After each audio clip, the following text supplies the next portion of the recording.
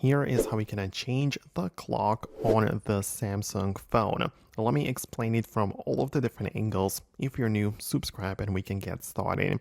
First of all, if you want to change like the time, the date and the time, you can find it inside of your settings app, and you will have the ability to scroll through the available menus and find the general management.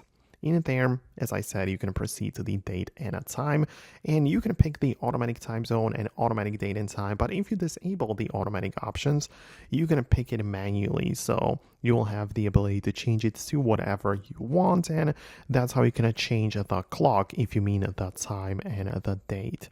But if you mean the actual like app icon or the way that it kind of appears on your device, then we have some options. Like we can hold down on it and we have the ability to tap on the widgets right here.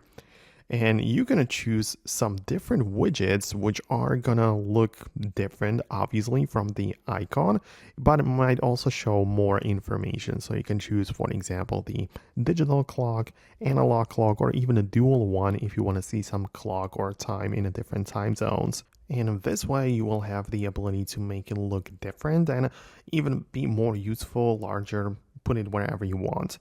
Keep in mind that there are plenty of third-party apps on the Play Store which give you the ability to download like different clock styles and looks and widgets and so on. So the options are endless, but the built-in one is probably going to be the most reliable option because it doesn't have any ads or subscriptions. It just works. So I personally stick with the built-in options whenever I can. So let me know your thoughts and opinions below in the comments. I'm going to wrap it up right now.